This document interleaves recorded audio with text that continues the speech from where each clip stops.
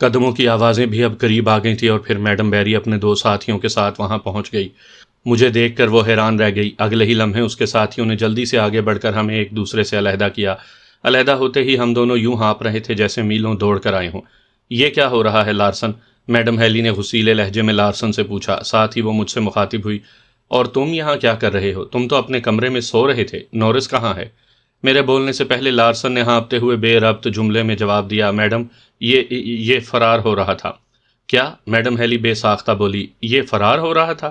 Yes madam, اگر میں بر وقت اسے کور نہ کرتا تو یہ فرار ہو چکا ہوتا۔ لارسن نے مزید بتایا، وہ بدستور ہانپ رہا تھا، میں اسے واپس لا رہا تھا کہ اس نے مجھ پر حملہ کر دیا۔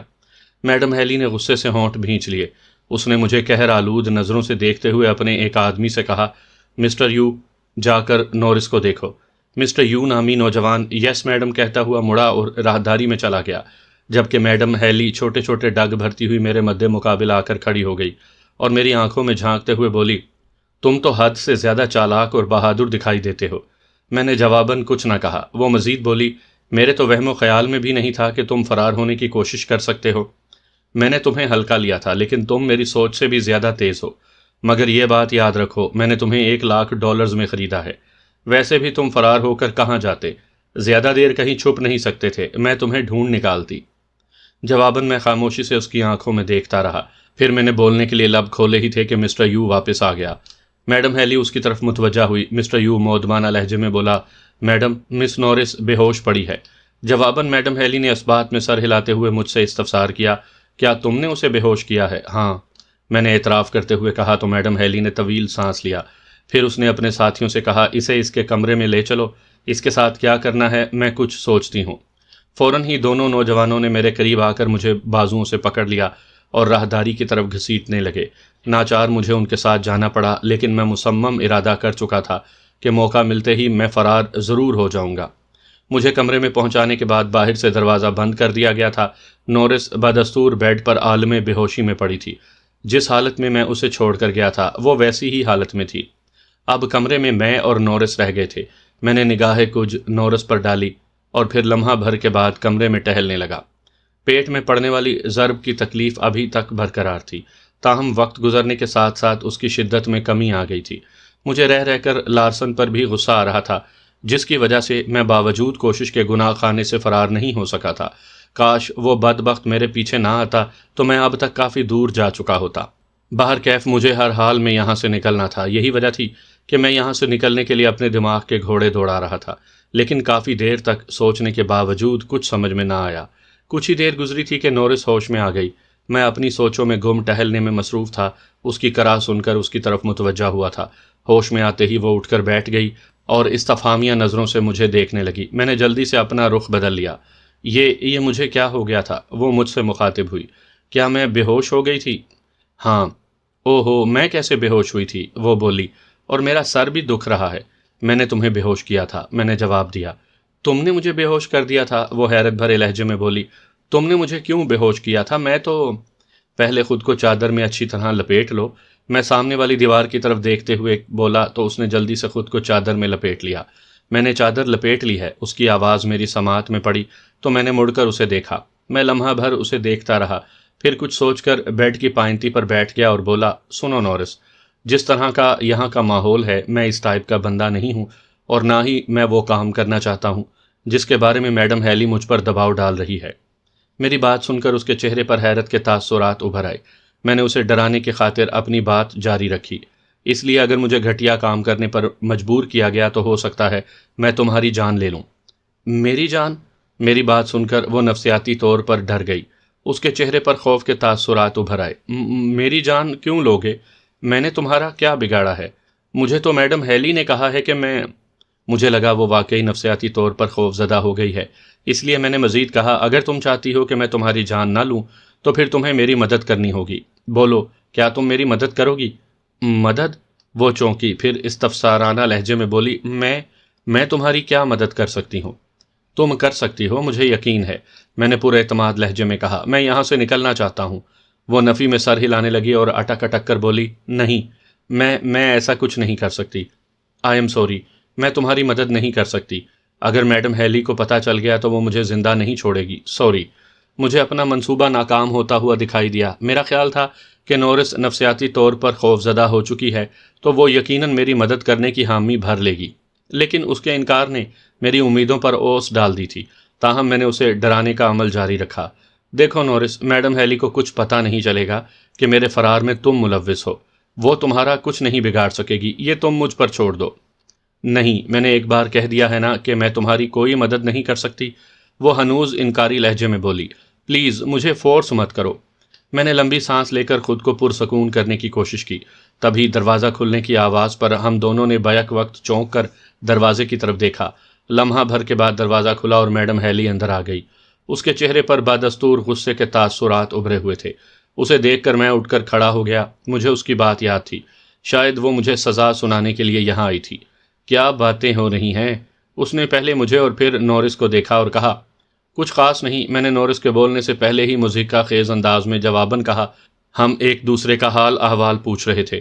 اچھا، کیا باتیں ہو رہی ہیں؟ اس نے زیر لب مسکراتے ہوئے استفسار کیا۔ کیا تمہیں بتانا ضروری ہے؟ میں نے منہ بنایا۔ ہماری پرسنل باتیں ہیں۔ دیکھو مورس، دفعتاً میڈم ہیلی غرائی، تم نے یہاں سے فرار ہونے کی کوشش کر کے بہت بڑی غلطی کی ہے۔ میں چاہوں تو ابھی تمہیں گولی مار کر اگلے جہان پہنچا دوں، لیکن میں نے تمہیں $1,00,000 میں خریدا ہے۔ میں اپنا نقصان کرنا نہیں چاہتی۔ اگر مجھے معلوم ہوتا کہ تم جارحانہ مزاج کے لڑکے ہو تو میں تمہیں کبھی بھی نہ خریدتی۔ ہاں، میں واقعی جارحانہ مزاج کا ہوں، میں نے اعترافی لہجے میں کہا۔ کاش تم اس وقت مجھے خریدنے سے پہلے مجھ سے میرے مزاج کے بارے میں پوچھ لیتی۔ بہرکیف ابھی بھی وقت ہے، مجھے یہاں سے جانے دو، ورنہ بعد میں ممکن ہے میں تمہارے لیے خطرناک ثابت ہو جاؤں۔ آخر میں نے دھمکی آمیز لہجے میں کہا۔ مجھے بھی تم جیسے لڑکے کی ضرورت نہیں ہے، اسی لیے میں نے ایلڈر سے بات کی ہے۔ میڈم ہیلی ہونٹ بھینچتے ہوئے بولی، لیکن وہ کمینہ مان نہیں رہا۔ کس حوالے سے بات کی ہے؟ میں نے بھویں سکیڑتے ہوئے استفسار کیا۔ میں نے اس سے کہا ہے کہ میرے $1,00,000 مجھے واپس کرے اور تمہیں لے جائے، میڈم ہیلی نے بتایا، لیکن اس نے تمہیں واپس لینے سے انکار کر دیا ہے۔ پھر اب یہی کہ تمہاری بہتری اسی میں ہے کہ تم میرے ساتھ تعاون کرو، وہ پہلوؤں پر ہاتھ رکھتے ہوئے بولی، ورنہ مجھے مجبوراً تمہارے ساتھ دوسرا طریقہ استعمال کرنا پڑے گا۔ جو تم چاہتی ہو وہ میں کبھی نہیں کروں گا، میں نے حتمی اور ٹھوس لہجے میں کہا۔ اور کوئی کام ہے تو مجھے بتاؤ۔ اور کیا کام بتاؤں؟ کوئی بھی ایک کام ہو سکتا ہے، وہ پرسوچ نظروں سے مجھے دیکھتے ہوئے بولی۔ کیا؟ وہ لمحہ بھر کو خاموش رہی، جیسے بولنے کے لیے الفاظ ترتیب دے رہی ہو، پھر بولی، میں نے ایلڈر سے تمہیں $1,00,000 میں خریدا ہے۔ جس مقصد کے لیے میں نے تمہیں خریدا ہے، اگر وہ پورا نہ ہوا تو مجھے نقصان ہوگا۔ اگر تم مجھے $1,00,000 دے دو تو میں تمہیں رہا کر دوں گی۔ بولو، کیا کہتے ہو؟ اس کی آفر پر میں نے ہونٹ بھینچ لیے، سوچنے لگا کہ اسے کیا جواب دوں۔ اس دوران نورس خاموش بیٹھی ہوئی تھی۔ مجھے سوچتا دیکھ کر میڈم ہیلی نے کہا، کیا سوچ رہے ہو؟ میرے پاس $1,00,000 نہیں ہے، میں نے طویل سانس لیتے ہوئے کہا۔ کہاں کے رہنے والے ہو اور تمہارے والدین کون ہیں؟ میڈم ہیلی نے پوچھا۔ میں نے چند لمحے سوچنے کے بعد کہا، میڈم تم مجھے ایسے نہیں چھوڑ سکتی۔ نہیں، اس نے نفی میں سر ہلاتے ہوئے کہا۔ پیسوں کے بغیر میں تمہیں نہیں جانے دے سکتی۔ اگر تم اپنے والدین سے بات کرو، تمہارے والد، میں نے سرعت سے اس کی بات کاٹی، میرے والد زندہ نہیں ہیں اور والدہ کی کنڈیشن ایسی نہیں ہے کہ میں ان سے پیسے مانگ سکوں۔ تو پھر؟ وہ جواب طلب نظروں سے مجھے دیکھنے لگی۔ اپنے کسی دوست یا رشتہ دار سے بات کرو، کوئی تو تمہاری خاطر پیسے دے دے گا۔ ایک بار پھر کہہ رہی ہوں، میں پیسوں کے بغیر تمہیں چھوڑ نہیں سکتی، مجھے کسی صورت اپنا نقصان نہیں چاہیے۔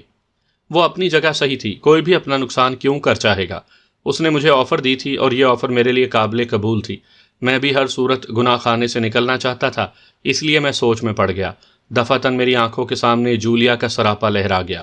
جولیا، میری بہترین دوست، وہ میری مدد کر سکتی تھی، وہ مجھے میڈم ہیلی کے چنگل سے نکال سکتی تھی، لیکن مسئلہ یہ تھا کہ میرے پاس اس کا سیل فون نمبر نہیں تھا اور نہ ہی میرے ذہن میں محفوظ تھا۔ البتہ میں اس کے گھر اور ہوٹلز کے راستے جانتا تھا۔ ٹھیک ہے، میں رقم دینے کے لیے تیار ہوں۔ کچھ دیر کے بعد میں نے طویل سانس لیتے ہوئے کہا، گڈ، لیکن کیسے دو گے؟ میڈم ہیلی کے چہرے پر چمک لہرا گئی۔ مجھے ہیوسٹن جانا ہوگا۔ ہیوسٹن؟ وہ سوچ میں پڑ گئی۔ وہاں کون رہتا ہے؟ میری دوست۔ اس نے ہنکاری بھری اور پوچھا، اس کا کیا نام ہے اور وہ کیا کرتی ہے؟ اس کا نام جولیا ہے اور وہ جوزف ہوٹل کی مالک ہے۔ میں نے جولیا کے ہوٹل کے بارے میں بتایا تو وہ بے اختیار چونک پڑی۔ کیا تم نے جوزف ہوٹل کا نام لیا ہے؟ شاید اسے سمجھ نہیں آئی تھی، اس لیے وہ تصدیق کی خاطر پوچھ رہی تھی، یا یہ بھی ممکن تھا کہ وہ جولیا یا جوزف ہوٹل کے بارے میں جانتی ہو۔ ہاں، میں نے جواباً کہا۔ کیا تم ہوٹل کے بارے میں جانتی ہو؟ نام سنا ہوا ہے، وہ اس بات میں سر ہلاتے ہوئے بولی۔ لیکن مجھے نہ جانے کیوں ایسا محسوس ہوا جیسے کوئی اور بات ہو، کیونکہ میں نے صاف دیکھا تھا کہ جب میں نے جولیا اور جوزف ہوٹل کا نام لیا تھا تو اس کے چہرے کی رنگت بدلی تھی، اور جس انداز میں اس نے ہوٹل کے بارے میں تصدیق کی تھی اس سے مجھے لگا تھا کہ وہ جولیا کو جانتی ہے۔ تم اپنے کسی قابل اعتماد بندے کو میرے ساتھ بھیج دو، میں نے کمرے میں چھانے والی خاموشی کو توڑتے ہوئے کہا۔ میں جولیا سے $1,00,000 لے کر تمہارے بندے کو دے دوں گا۔ وہ گہری سوچ میں ڈوب گئی، شاید وہ کچھ سوچ رہی تھی، تاہم میں اس کے جواب کا منتظر رہا۔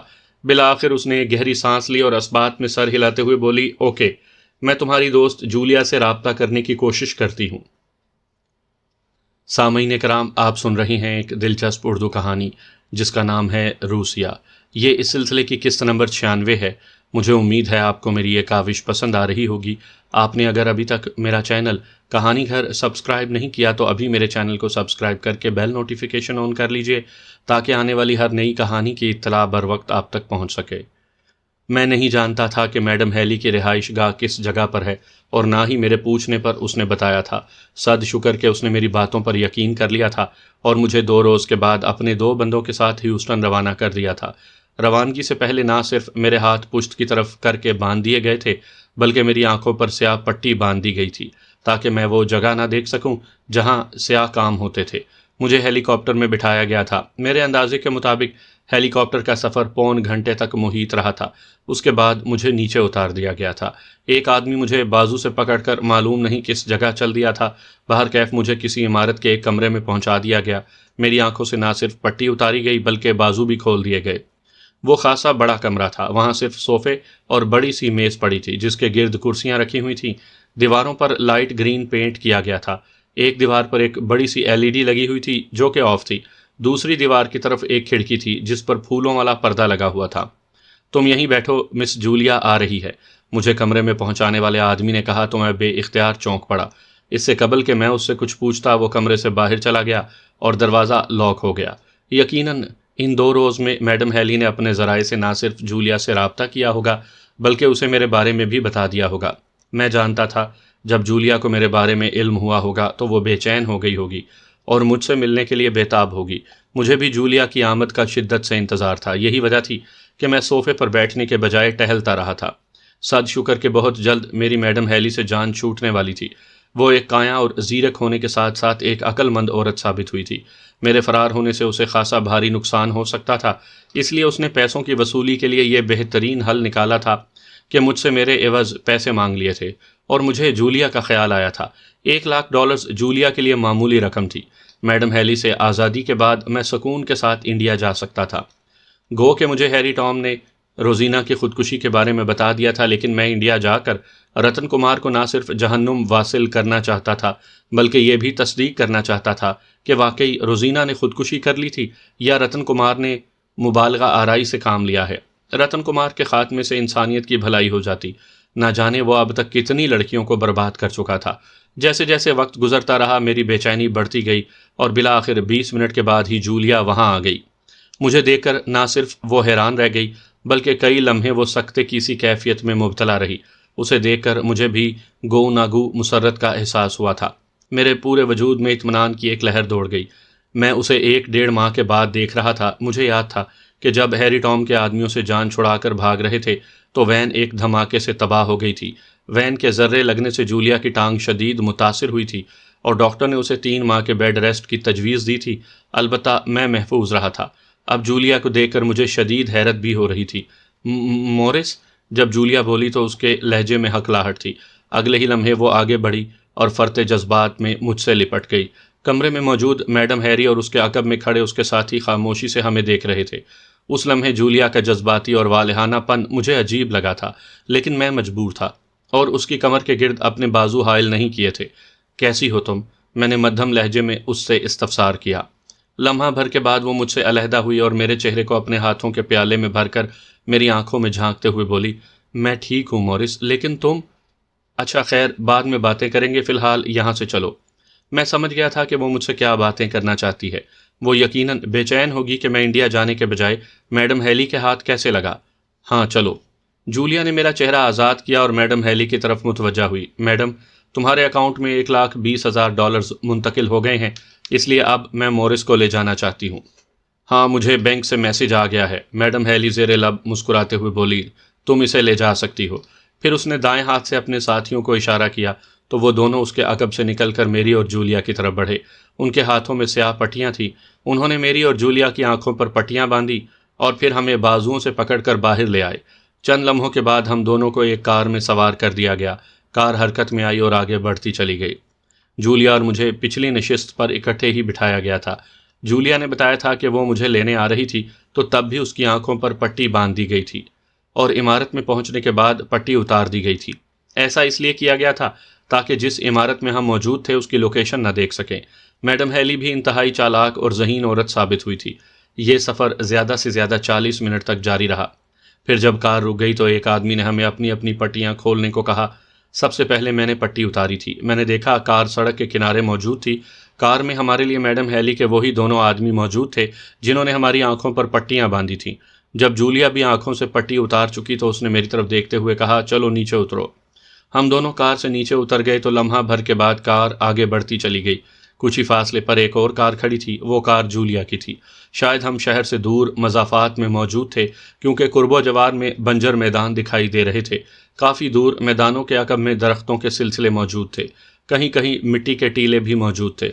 جس سڑک پر ہم موجود تھے وہ ایک لمبی سڑک تھی اور کافی دور تک جاتی ہوئی دکھائی دے رہی تھی۔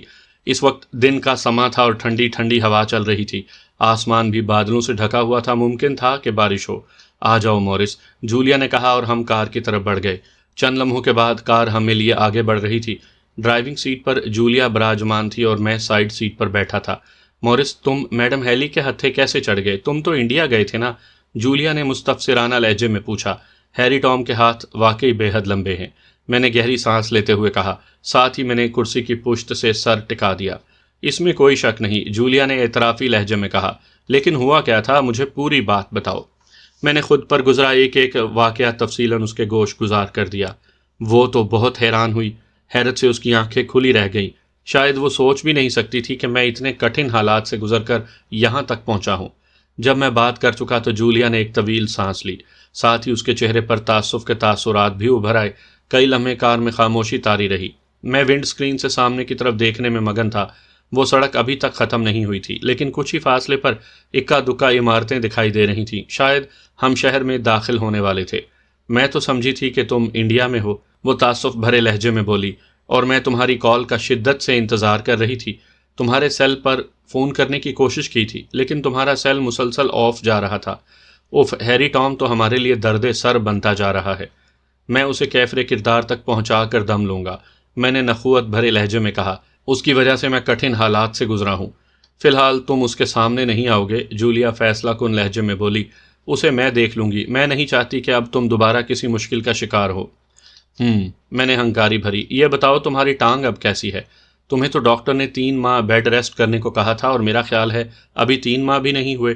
جولیا زیر لب مسکرائی۔ ہاں، لیکن میری ٹانگ 3 ماہ سے پہلے ہی ٹھیک ہو گئی، اس نے مسکراتے ہوئے کہا۔ اس لیے میں نے چند روز پہلے ہی ڈاکٹر کے مشورے سے چلنا شروع کر دیا تھا۔ چلو یہ تو اچھا ہوا، مجھے بھی مسرت ہوئی۔ ہاں بالکل، اس نے اس بات میں سر ہلایا۔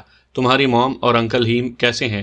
وہ بھی ٹھیک ہیں، جولیا نے بتایا۔ موم تمہیں بہت مس کرتی ہیں، میں زیر لب مسکرا دیا۔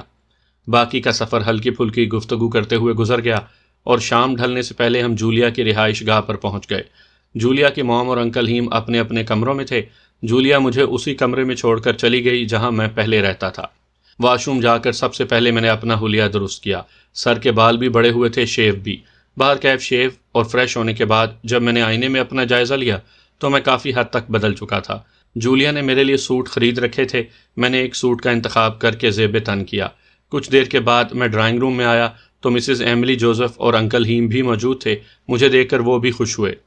ایک بار پھر میرے شب و روز جولیا کے ساتھ گزرنے لگے۔ اس دوران اس سے میرے انڈیا جانے کے حوالے سے بھی ڈسکس ہوئی۔ میرے پہلے کاغذات ہیری ٹام کے پاس تھے اور میں اسے وہ وصول نہیں کر سکتا تھا، اس لیے جولیا نے بتایا کہ اس نے مسٹر سوبرز کو میرے لیے نئے کاغذات بنوانے کا کہہ دیا ہے۔ جلد ہی مجھے کاغذات مل جائیں گے۔ میرے استفسار پر جولیا نے بتایا کہ مسٹر سوبرز بھی اس کے جاننے والے ہیں اور وہ بھی پاسپورٹ آفس میں ہوتے ہیں۔ اس نے مسٹر کین کو اس لیے نہیں کہا تھا کیونکہ پچھلی بار بھی ہیری ٹام کو میرے بارے میں پتہ چل گیا تھا۔ گو اس کے آدمی ہر محکمے میں پھیلے ہوئے تھے، ممکن تھا کہ مسٹر کین اسی کا آدمی ہو، اس لیے جولیا نے اس سے بات نہیں کی تھی۔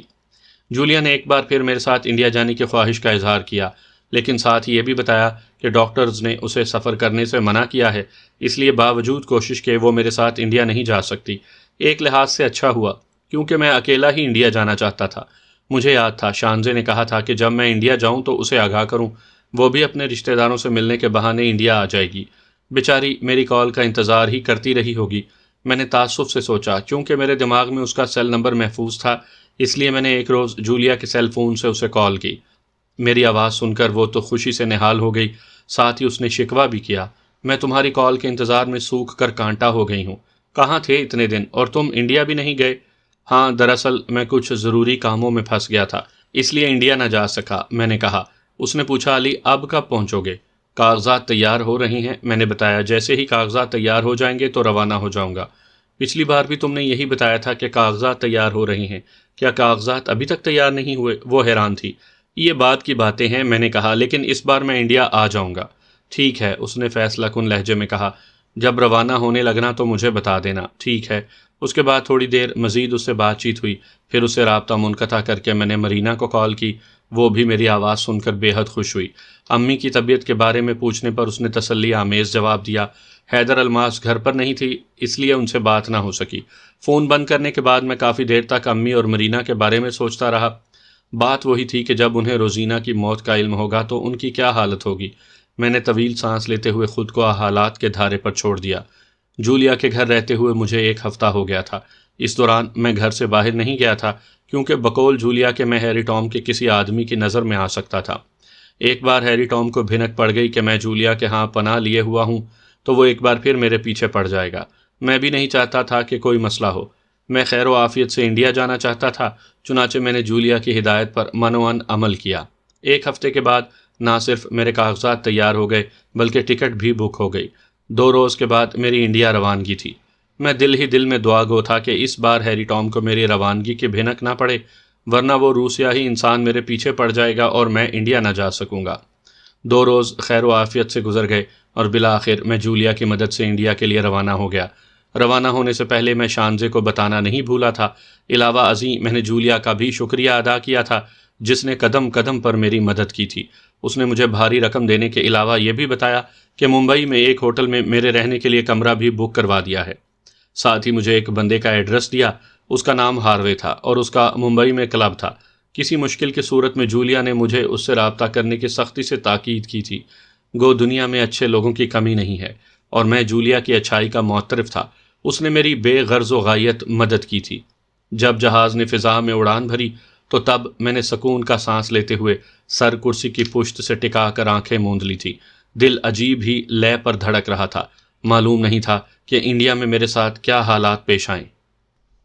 8-10 گھنٹوں کے بعد جب جہاز نے ممبئی ایئرپورٹ پر لینڈ کیا تو میں الرٹ ہو گیا۔ ضروری کارروائی کے بعد میں ممبئی ایئرپورٹ سے باہر آیا تو شام رات میں ڈھل رہی تھی۔ ممبئی کا موسم اچھا تھا، نہ سردی تھی نہ ہی گرمی، ٹھنڈی ٹھنڈی ہوا بہت اچھی لگ رہی تھی۔ ایئرپورٹ پر خاصا رش تھا، کچھ لوگ اپنے عزیزوں کو لینے آئے تھے اور تو کچھ چھوڑنے کے لیے۔ ٹیکسیوں کی بھی بھرمار تھی۔ میں ایک ٹیکسی میں سوار ہوا تو ڈرائیور نے، جس کی رنگت سانولی تھی اور عمر 40 برس کے لگ بھگ تھی، پوچھا، کہاں جانا ہے بابو؟ رشی ہوٹل۔ جی بہتر بابو، کہنے کے ساتھ ہی ڈرائیور نے ٹیکسی آگے بڑھا دی۔ ٹیکسی ایئرپورٹ کی حدود سے نکل کر سڑک پر دوڑنے لگی تو میں کھڑکی کے راستے مناظر دیکھنے میں مگن ہو گیا۔ بڑی اور چھوٹی ہر طرح کی بلڈنگز موجود تھیں۔ سڑکوں پر بھی ویسا ہی ٹریفک تھا جیسے ہمارے ملک میں تھا۔ کئی جگہوں پر تو ٹریفک جام بھی ہوا تھا۔ جب ٹیکسی ٹریفک کے ازدحام سے نکلی تو میں نے سکھ کا سانس لیا۔ بابو کہاں سے آ رہے ہو؟ دفعتاً ڈرائیور نے پوچھا۔ میرا مطلب ہے کیا تم ہمسایہ ملک سے تعلق رکھتے ہو؟ نہیں، میں نے جواباً کہا، میں امریکہ سے آیا ہوں۔ یقیناً سیاحت کرنے آئے ہوگے؟ ہاں، میں نے مختصراً کہا۔ اس بار بھی میرے کاغذات سیاحت کے حوالے سے تھے۔ پھر تو میں تمہارے کام آ سکتا ہوں۔ وہ کیسے؟ ممبئی کے علاوہ دوسرے شہروں کے سیاحتی مقامات بھی مجھے ازبر یاد ہیں۔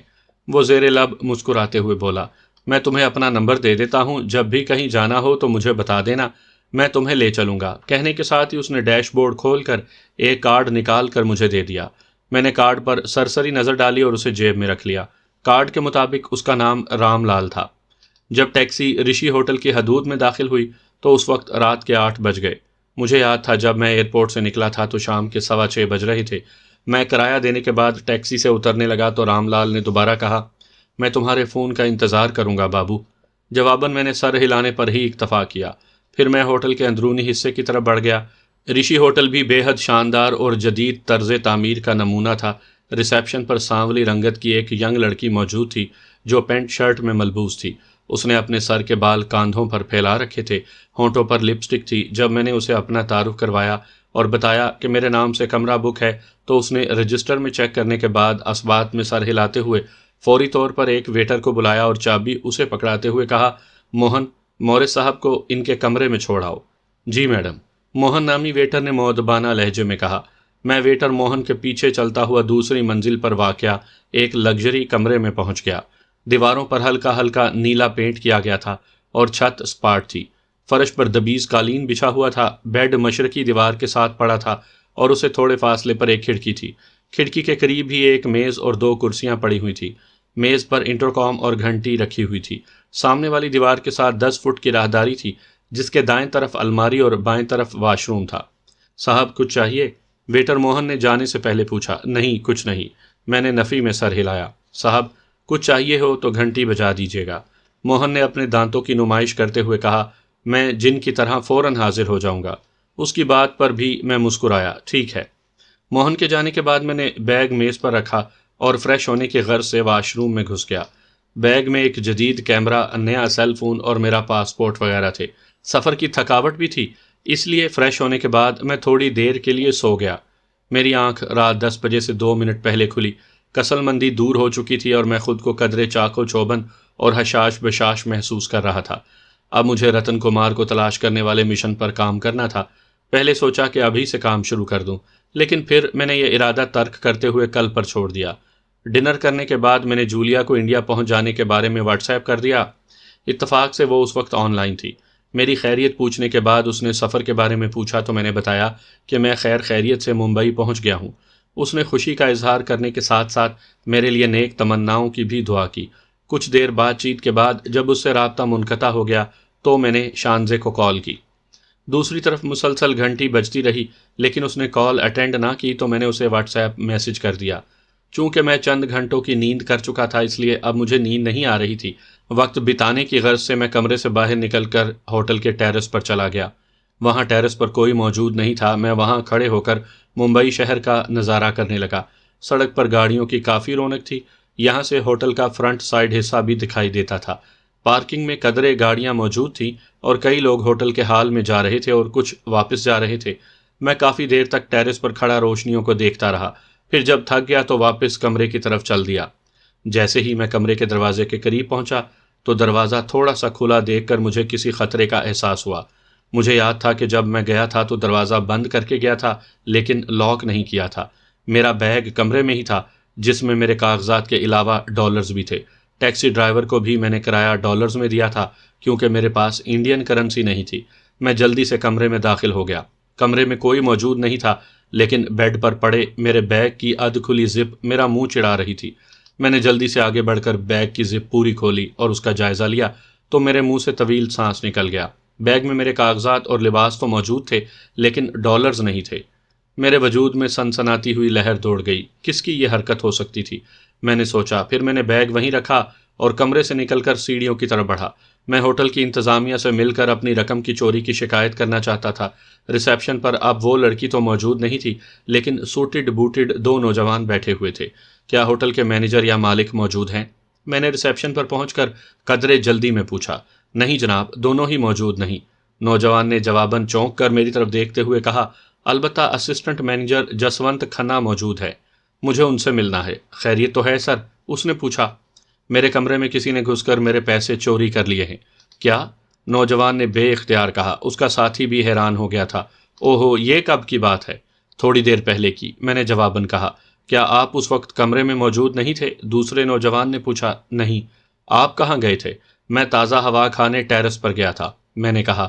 تھوڑی دیر کے بعد واپس گیا تو کمرے کا دروازہ کھلا ہوا تھا اور میرے بیگ سے میری رقم غائب تھی۔ آپ کو کمرہ لاک کر کے جانا چاہیے تھا، ریسیپشنسٹ نے کہا۔ رقم کے علاوہ اور کچھ چوری ہوا ہے؟ نہیں، میں نے ہونٹ بھینچتے ہوئے کہا۔